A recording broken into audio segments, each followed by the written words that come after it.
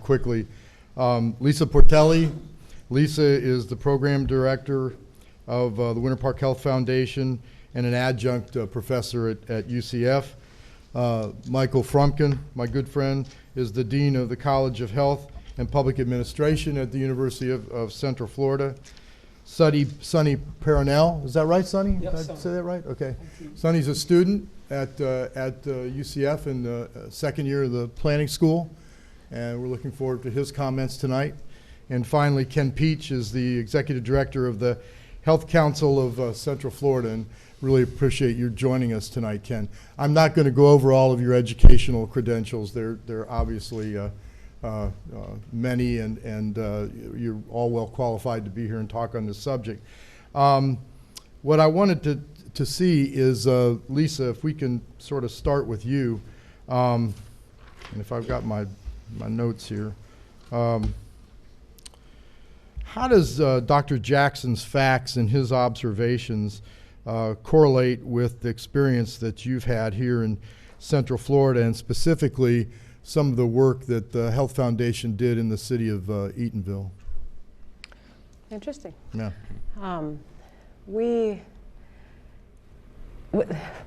This community was built, as he said. I mean, the work correlates exactly. This community was built around the automobile. So much of Florida was built around the automobile as a newer state, and particularly the Orlando area. So as we try to undo those years, it's going to take many years to undo that and come back from that.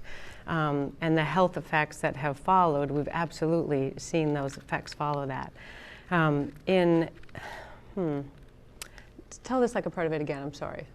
We did not get these questions in advance. Yeah, we did not, absolutely. I thought we were asking him the questions. I know. Like, wait a minute. But you know, you're a big girl. And I can handle it. As a matter of fact, wait a minute, I should say She's going to bicycle to Key West next week. How does it correlate? And I look even more blonde up here because I read the textbook. How many of you in this room have actually read his textbook? I have read the book, so I should be able to answer How these. did that experience you had in looking at Eatonville Yes. as a low and moderate income community wash or correlate with the facts and the observations that Dr. Jackson had made about health? Make it interesting. Argue with me. I will. Yeah. No, I don't need to. He is wrong. You know, the Winter Park Health Foundation and Healthy Central Florida, which is an initiative of Florida Hospital and the Winter Park Health Foundation, have conducted some research in Eatonville. So a primarily 95% African American community, the first Black incorporated town in the United States, is unfortunately suffering from an unbelievably high rate of diabetes, 27%. Wow. And communities of that similar demographic around the United States are actually usually at about 12%. So we're trying to really get in and understand the deep-rooted issues there. And it is, I could debate it in a sense, because when you look at the town, it's got good bones. It is safe by design. It's grid streets. It's got a small main street that runs through at a relatively slow speed, and there are people in this community to thank for that, and yet we continue to see very poor health effects within that community. So I would turn that back to you to say, explain, you know, how we could, do you have any answers for questions for why that rate could have gotten so high in one community? So there's, I have gotten pushback from young African-American, middle-aged African-American people who have said to me, you're really criticizing the food that we like. This is comfort food. And I hope I'm not offending anybody when I say this, but 100 years ago, if you were working 12 hours a day in the hot sun, you needed 7,000 calories a day. You needed a lot of fat in your diet. You needed a lot of salt in your diet when you're working that hard in the hot sun. And to say that my ancestors ate like this, if you're sitting at a keyboard, this is a disaster to be eating. And by the way, Northern European farmers were burning 7,000 calories, and you can't eat like a Northern European farmer either. Mm-hmm. So we've got to put behind us diet patterns that are old and move to 21st century diet patterns, number one. Number two, telling people to eat sensibly when the only place they can get food is the local place that has processed food and high-fat food. It's pretty hard to get people to come along on that. So, but it's both. It's physical activity and it's food. And access to food. Yes. and access to food. Great. Dr. Frumkin, you've done a lot of work with the community school concept, especially Evans High School. Talk about, what Dr. Jackson mentioned in terms of the schools and how it relates to the experience you've had here in Central Florida, and especially with Evans. I think it's a direct connection. We have been working for the last 3 years in Pine Hills at Evans to develop this community school, and we have a 25-year commitment to be in the community in Pine Hills for a number of partners, including the University and Children's Home Society and Central Florida Family Health Centers and J.P. Morgan Chase and a whole bunch of other people. So we started by trying to find out what the students at Evans High School really needed. And Evans, I don't know how many of you know this, but Evans for a number of years was classified by the federal government as a dropout factory. It was an F-rated school. The last 2 years we're so proud. It is now a B school. Wow. And we're keeping our fingers crossed it will soon be an A school. But it's in a very high poverty area, very low income area. Lots of different groups of people, very significant Haitian population, African American population, lots of different subgroups of people.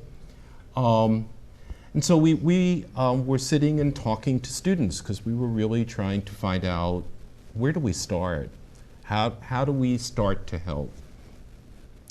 And the leader of the student body president, was on our advisory group, and we were running this after-school program. We were running a program to do tutoring in the school, and we weren't getting very many students, and we couldn't quite figure it out. And we're sitting around talking, and this young student's name was Monty, and Monty simply said, "Feed me." And that led to a fascinating and very important discussion, because as we delved into this, a significant, huge percentage of the students at Evans don't have enough food. They don't know where their food's coming from. They can go home and have no meals. Monty would talk about going to where he was living, wouldn't have food. He might drop over to his grandmother's house and maybe she would have some food. And so we started to work with the community, and we developed a food bank and put it in the high school.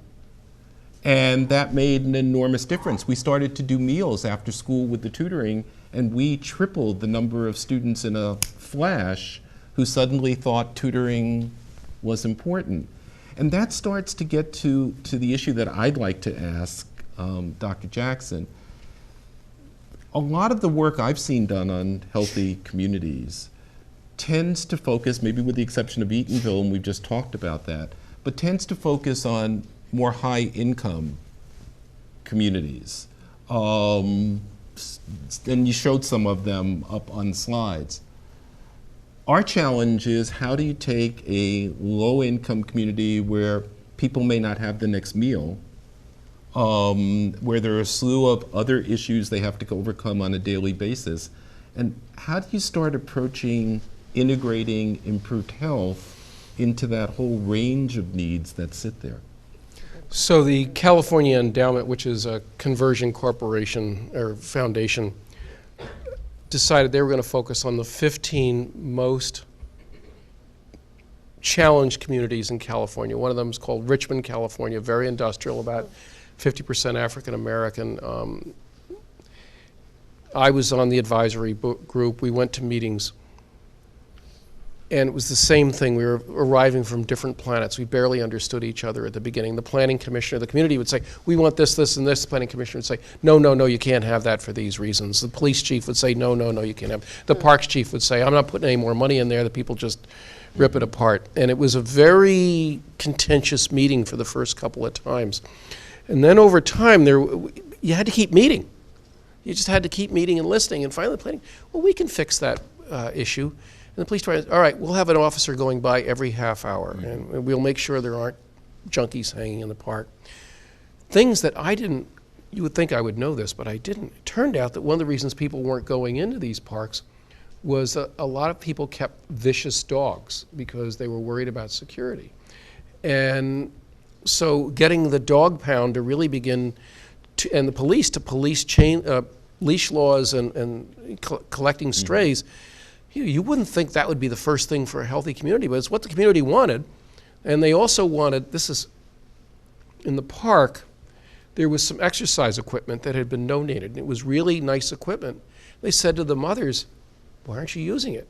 They said, because all the benches are over there and they're filled with men and they're staring at us and we feel very uncomfortable and there's cars going by here, we can't see our kids.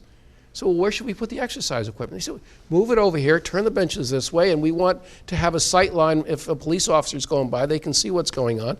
They moved it, and now the adoption of the exercise equipment in the park.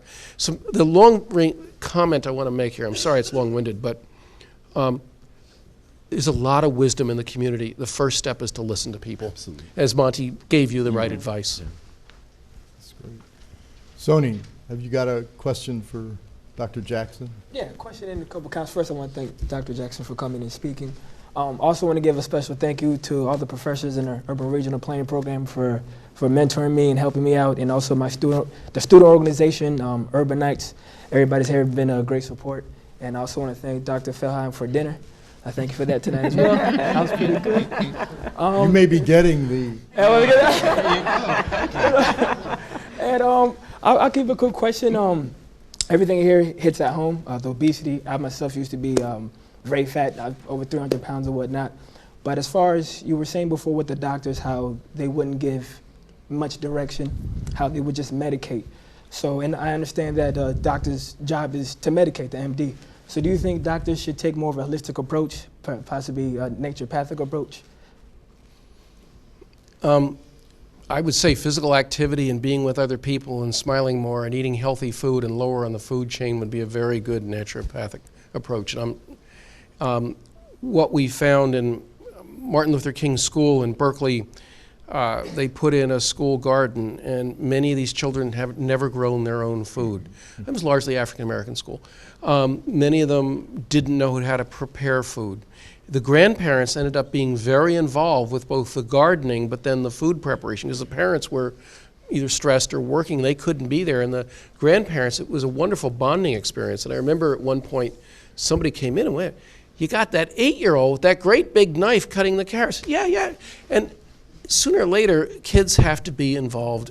This is a small example, but in the preparation of their own food, they have to begin to take ownership of their world. And when we withhold that from our kids, we're cheating them.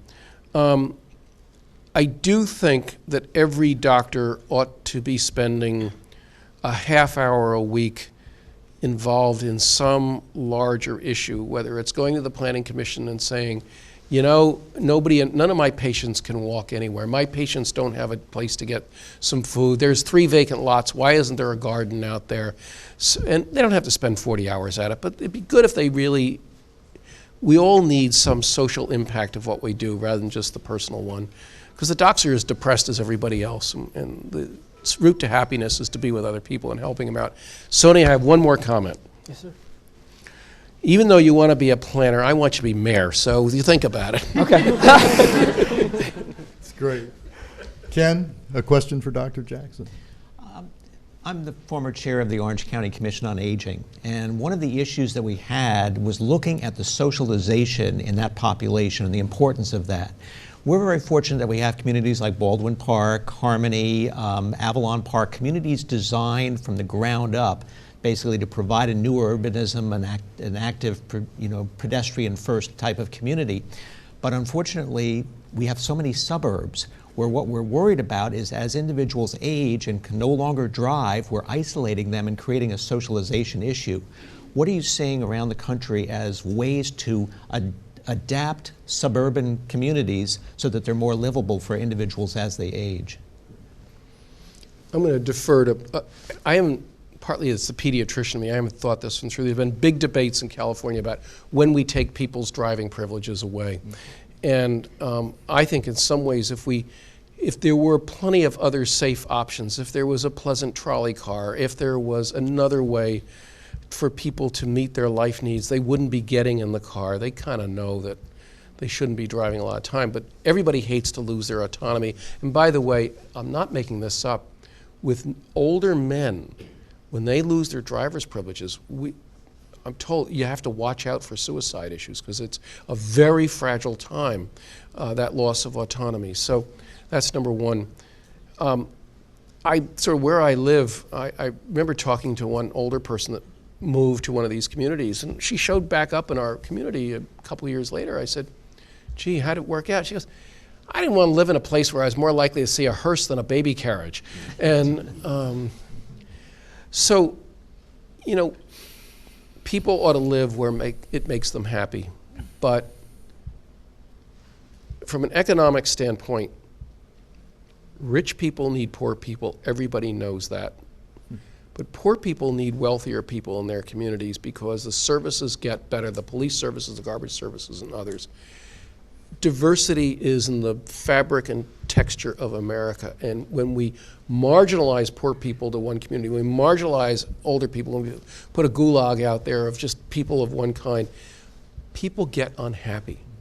And we're all happier when we're in a rich texture. I'm not the sociologist, but Steve, I wonder what your thoughts are on this. Well, you know, I've seen some of the same things Ken is talking about. I think there are people who are very happy living in age discrete communities, right? But what it does is it actually puts at a kind of disadvantage all the other age groups. Because as you start to isolate people by age, you kind of isolate segments of society. And then people don't know how to relate to each other, and they don't take advantage of the ability to support each other. So one of the real issues, for example, of elderly people living in Pine Hills and the high school students we have, is we're going to try to see if we can develop some intergenerational support programs across the community to keep the elder population in their homes, to give the students the experience of having elders who they can respect and can serve as role models for them and have that interaction. If you took those elders out and put them somewhere else, I think you wind up losing an enormous opportunity. There's an African proverb that only the old can untie the knot. And it made me think about my grandfather and one day having the fishing line in an awful tangle. And it was like a 6-year-old. I was incredibly frustrated. I couldn't do it. And he just sat there and he sort of spread it all out kind of flat. And he looked at it. And like 3 minutes later, it was all untangled. I said, Grandpa, how'd you do that? And he goes, well, you just have to be patient and look. And that's a lot of wisdom in that. But isn't it sad that your statement regarding the older adult that loses their automobile, that becomes suicidal, that we live in a state where we also have so few transportation options but that automobile, so once it's taken away from you, you simply want to die.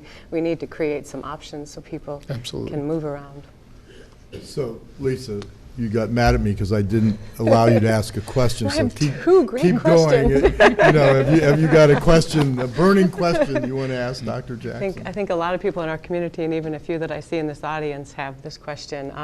Our school board is dealing with a school siting, a high school on the west side of our county, and there is many issues that surround it. You know, the NIMBY, I don't want the school near me, to the rezoning, which always upsets a community, but there are a tremendous group of advocates out there who are pushing for one of the sites because some 70 to 80% of the students live on this side of a 6-lane highway from the other site. So now you're standing in front of the Orange County School Board. What do you say to try to talk to them about choosing the site that probably will have a greater impact on the health of the students in the long run? By the way, hold on. I want to get a pencil and write this down. See, I had a good question. You see It's what? really good. It's really good. The purpose of education is to socialize and civilize young people and make them contributing members of society and to engage them in the larger world. And when we ghettoize anybody, and we ghettoize kids, and we stick them on 40 acres 3 miles outside of town, children need to learn from older people. And to the extent that we put barriers in between. And we've done this over and over again with education. In fact, a lot of the older cities have sold the downtown school and turned it into condos instead of putting the money into upgrading it. New Haven did exactly the opposite. They took the 100-year-old school buildings and turned them back into really energy efficient, attractive schools with the bike racks and the safe routes going into it. The pride of that community in that school is striking, and during Superstorm Sandy, guess where people went to stay after the storm? It was the most robust building in the entire area. So schools can be more than just schools. Maybe they could be designed, if we can put them downtown, for lots of other uses. One of the things that's going on in the video series, we talk about it, I don't think this is ever, there are about half the malls, M-A-L-L-S, in the country are dying. They don't have the, and there's a fair amount of conversion. And a lot of the malls are located between the city and the first ring of suburbs, because they were all built in the 1950s and 60s. And that may be a place that could be, and this is done in Georgia, repurposing old malls. And at least you got some infrastructure there. The beautiful pictures of them, the parking lot being ripped out, and now there's a ball field. And it's hard not to smile. So I don't have a pure answer, but the purpose of education is for kids to be in their community and learn. There's a kind of link to this. You know, at the turn of the 20th century, practically every American city had something called a settlement house in neighborhoods across those cities. The most famous one is Hull House in Chicago, but there was Henry Street Settlement in New York. Pick a city and it had a famous settlement house. And that settlement house became the absolute core of the neighborhood. So it provided childcare and citizenship training and education and job training and after-school care for your kids, and whatever you needed was the settlement house. And those kind of disappeared as neighborhoods changed across the United States. But what you can do is as Dr. Jackson says, is you can convert the schools into becoming the center of the neighborhoods. And that's what community schools do. But there are other models that do that as well. And they not only serve the children, but they serve the entire neighborhood. And they develop programs for the parents and grandparents. They develop health programs, they develop social service programs, they develop job training programs. And then there's a place for people to congregate that's safe, and a place that they feel comfortable in coming together. And a lot of neighborhoods now, and maybe some of the planners want to comment on this as well, a lot of neighborhoods seem to lack those central locations where people who have some differences can feel comfortable enough to come together and start to socialize. The whole idea of community engagement is a really important part of a healthy community. Let's go back to the audience. Any questions that anyone wants to ask? Dr. Jackson, yes. I'm a planner over in Volusia County, and you're talking about encouraging folks to bicycle, walk, but I think there's still a safety issue on the 6-lane highways. And I'm wondering, do we need creative traffic control devices to help prevent accidents, to protect pedestrians and bicyclists? For example, right-hand turns on red. Folks are able to do that, but I don't see them stop before they make that right-hand turn on red. Do you actually need a gate or something to come down to hold those vehicles to let the pedestrians and bicyclists come across and then have the gate go up and let the folks go? Things like that. Do we need that level of traffic control, do you think? I'm going to give this to you, Lisa. He's passing that one Anyone to me. taking that one? The cyclist. Yeah. You know, the design changes are absolutely important and crucial to safety. There's even conflicts, though, about which design changes work the best and which ones actually, the bike lane in particular, as we discussed over dinner, and whether that can be. But I do think that, you know, there's things we can do less expensive than the environmental change, like slowing the speed limits. That's just signs, and better paint, better crosswalks, you know, more visibility, the signage or the paint on the roads is less expensive. But changing driver behavior, you know, in any community, changing human behavior, if anyone's got the ticket to that, you know, good luck. But there is an example in our community of a campaign. Bike Walk Central Florida has the Best Foot Forward campaign going on right now. And they have demonstrated an ability through education. Every time you get a ticket from an Orange County Sheriff or a City of Orlando officer right now, you get an education piece on the back of it that reminds you that it's your job to yield. You are required by Florida law to yield to a pedestrian in a crosswalk. So that was the education piece. They did some engineering. A lot of the signs, and part of this was Florida, the DOT, putting in the signs around our community reminding you to yield in a crosswalk. We've seen those all around Central Florida. That was the engineering improvement, but additionally then took enforcement. And they, at 10 intersections around Orange County, gave 2 phases of warnings. Police officers standing out there in plain clothes trying to cross a street in Orlando, and we have video of this, of cars almost taking out these plainclothes cops, and they just will not stop for them. But they did demonstrate a marked increase in our ability to get cars to yield to pedestrians at those 10 intersections after the 3rd phase, when they issued almost 1,000 tickets. And it is, and they issued 1,000 tickets and kept measuring at that. But it took, so it's going to take, my answer is that it takes a diverse approach. It takes a variety of things and not just the engineering improvement. But they're going to continue that campaign, and I commend the Orange County Sheriff and the Orlando Police Department for taking on the issue of pedestrian safety. They painted the bike lanes green on the UCLA campus, and they did it in Long Beach, and there's a psychological effect. People tend not to drive on the green lane, and it's relatively cheap. The other thing is deeply unpopular in the US, but they really do work, which is red light cameras. Anyone else in the audience? Yes, sir.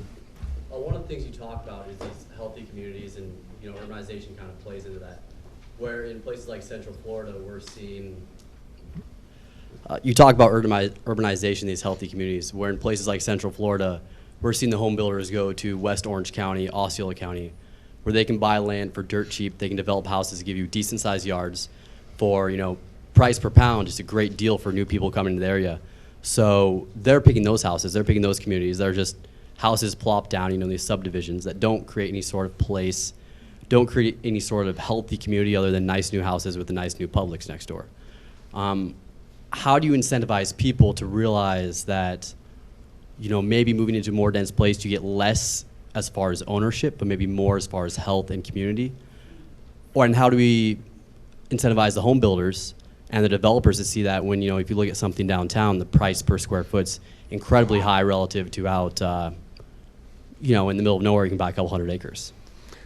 So the affordable housing policy in the United States was drive until you qualify, because that's where people could find affordable housing. But sooner or later you pay. I mean, if you might pay in gasoline and hours spent sitting in the car and family dinners missed because you're sitting in the car and doing long commutes. And the wear and tear on a car is probably $15,000 a year. And if you're putting that $15,000 towards principal on your mortgage, you actually could afford a house that was, or in a place that was $50,000 more principal up front, number one. Number two, nobody wants to live, this is a doctor word, nobody wants to live in a crappy city.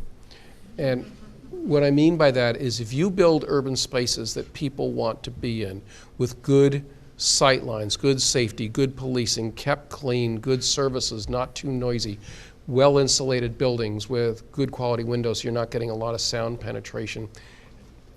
Landscaping is hugely important.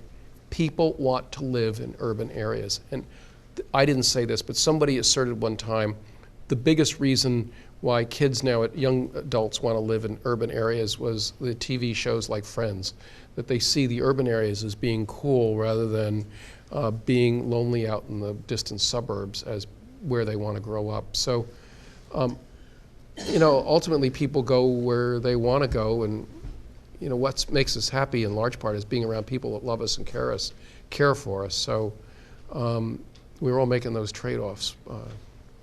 It's a great question because, and I sort of have the same thing. Is this really mainstream yet?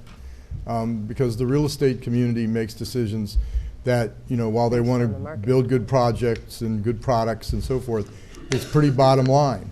And so until you can demonstrate that this is a differentiator and that it's going to make a difference to someone who's making a buying decision, we may be at the very beginning of sort of a Rachel Carson kind of message here, and you just wonder if it's mainstream. And I mean, Dick, do you think from traveling around and talking and working with the ULI that it is mainstream, that there's enough people out there that really will think about healthy community when they're making a buying decision? Or, you know, is this something that has to be sold based on, you know, using the scare tactics of, you know, some of the, you know, documentation that you provided this evening? I don't know how much penetration Urban Land Institute, the big developers, have into what's being built. Homes that kept their value best during the Great Recession were the homes in walkable, high-quality, denser neighborhoods that had amenities. Communities that keep their best and brightest students and young people tend to be ones where best, smart people want to stay. And they don't want to stay in a place that forces them to be 3 hours a day in a car. So that's a sales premium as well. If you have a neighborhood with a good walk score or a home with a good walk score, I guarantee you the real estate agent's putting that on the flyer. If it's got a lousy walk score, they don't bother putting it there, but they do. And if there's a bike route nearby, it's going to be on the flyer, access to such and such a bike route. So the market eventually, I think, is going to begin to catch up on this. 'Cause I don't think Americans want to be overweight, depressed, and lonely. I think we really do want to Speak for be yourself. in a vibrant culture. All right. We just want to be left alone. Any other questions? Yes. Back to this gentleman question back here. I think that we, in Florida, our chief industry is, say, tourism. And we talked about the elders in the communities, and it's amazing how it always goes back to community. And I think we put so much money on advertising our tourism, advertising our Space Coast, but we never put a component there for educating our peoples, because we're a community. And I think a lot of it just, people just don't know, or they've stopped growing. So I think if we can add some to the legislature budget to add a component of healthy community to that, there should be a bottom line dollar figure that they add always to healthy community, healthy environment, so that way they're always constantly educating people. Because for example, if you notice when we drive now, people when they make right turns now, they don't stop. It's almost like everyone does it. And it's amazing when on the red light cameras, when people was getting tickets lately, they said, well, I made a right turn, but you didn't stop. And then when we did a study with the Winter Park Health Foundation about pedestrian walkways, I mean, I learned so much more in there. I thought when you walk through Publix parking lot, and when someone walked in the pedestrian walkway, that means you speed up.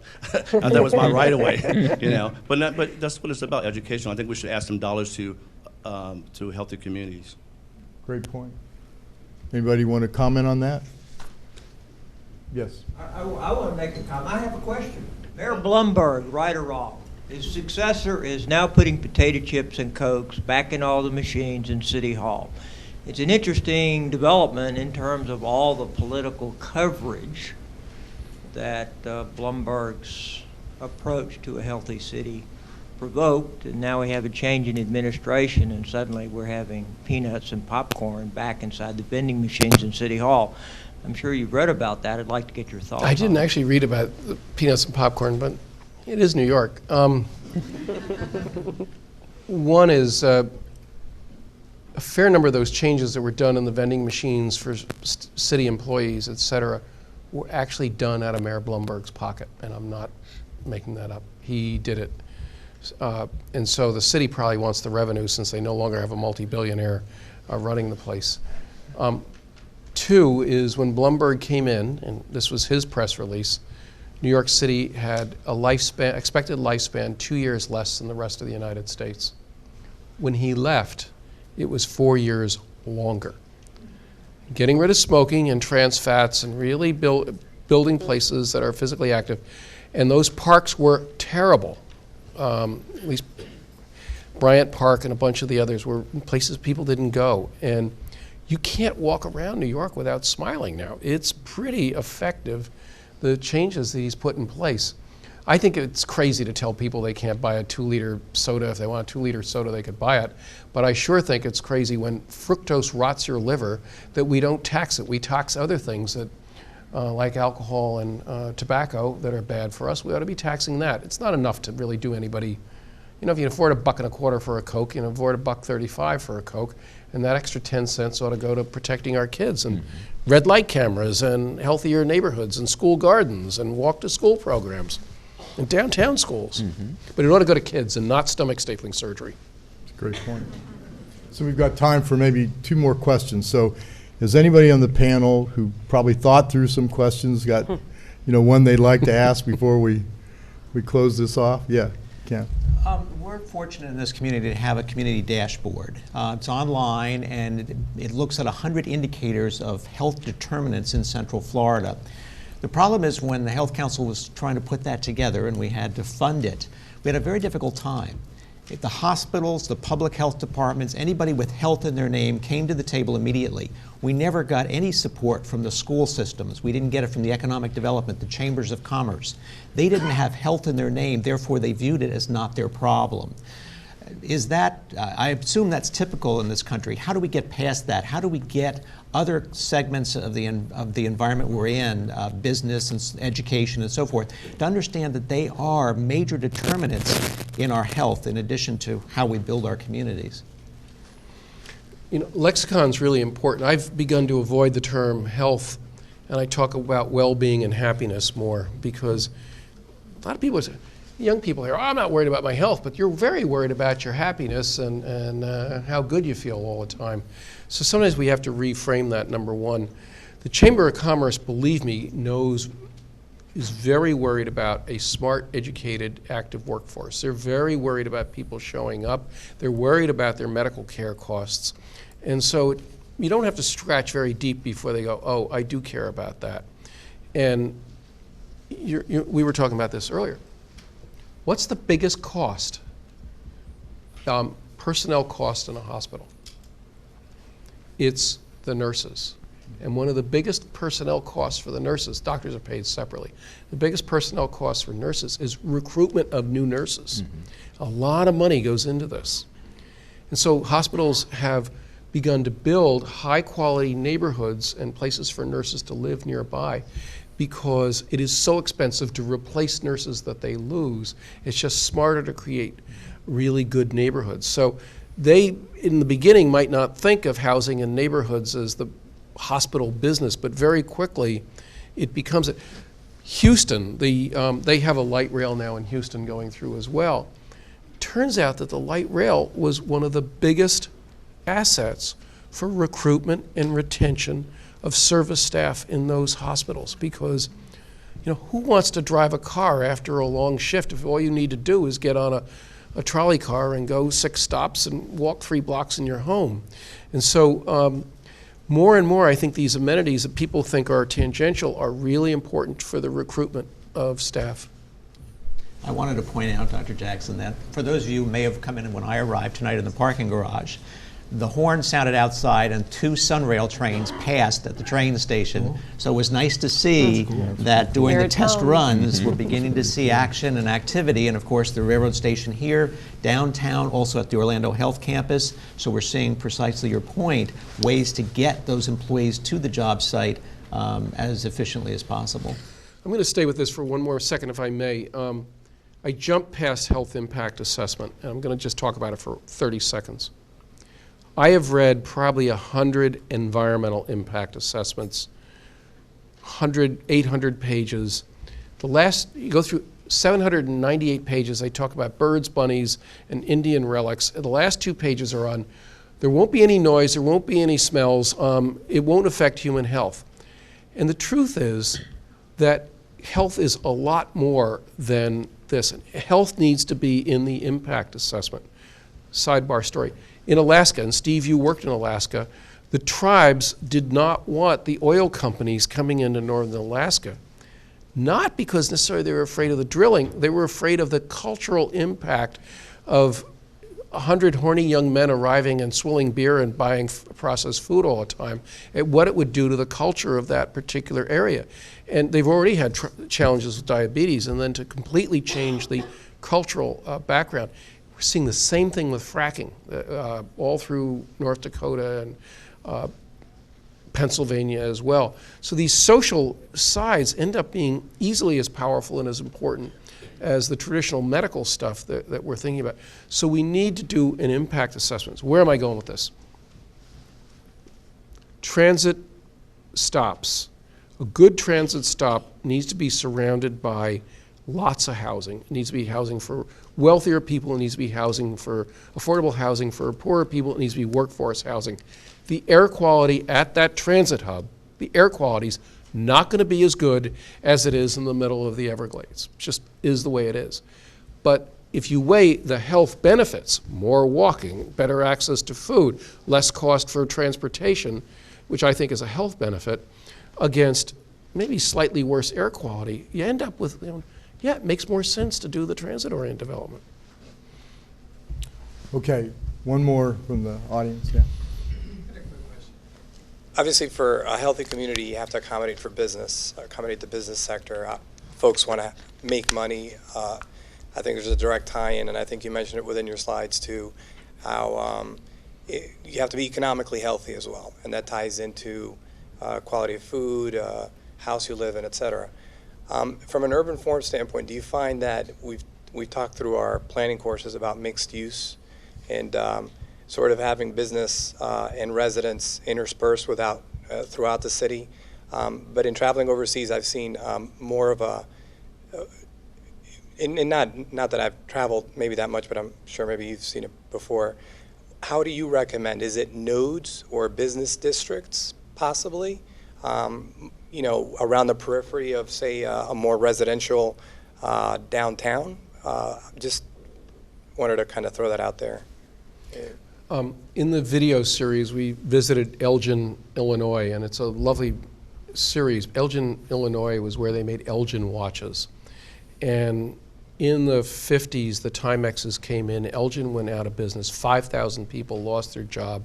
The downtown emptied out. There's a video of the beautiful stone building with the tower being dynamited and collapsing, and it's a metaphor for inner city urban spaces in America. They finally decided they had to rebuild their downtown.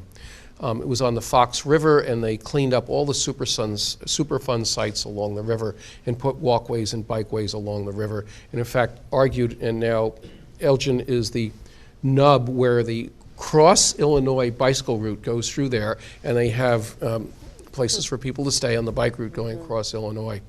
The downtown has a central square, classic green space, library, city hall, civic buildings, and the rest. There's a transit stop pretty close by. There's businesses, but they're smaller businesses. There's not Walmart sitting right there. And then there is high quality density housing because there are people commuting to Chicago and want to live in a town where there's a bike route along a river and just don't want to live in the city. And then you get out and it's more suburban. But the people love it. I mean, they really want to live here. I don't think I sort of said this before, I'm going to say it now. That was a result of a charrette process where the community really banged their head. 200 people in a room, and they would say, I didn't have any training in planning, but I knew what I liked. And then they get in there and realize they didn't really know what they liked. But the dialogue helped them figure out what they liked. And there's a lot of wisdom in a community, and we've got to just draw that out. Thank you. I'm not going to be able to ask my question because we've run out of time about the relationship of legalizing marijuana and the consumption of junk food, but I really think you're showing your I age. really think there needs to be Anybody some want to stay research, for that answer? serious research on that. Oh, they don't want to leave. Go ahead. There's a whole movement to bring back the Twinkie. I think what we're going to see seriously is a change of who's sitting at the table. So in the private sector, when we're making decisions on projects, and some of our best and brightest creative planners and designers in the private sector, like Craig Usler back there, and he's doing a project, I think you're going to see more health professionals. I think you're going to see more people from the social sciences around the table in terms of how we're designing these communities. And I think you're also going to see it on the public side. I think you're going to see healthy community elements as part of our comprehensive plans. And not necessarily because we regulate it and the government says we have to do it. I think it's because the planners and the professionals in the municipalities and the counties understand how important it is and understand what it's costing us if we don't do that. So it'll be interesting to see how that plays out. Can I add one more group? Yeah, please, absolutely. Are you going to pic- answer my question? I was showing the picture of the child.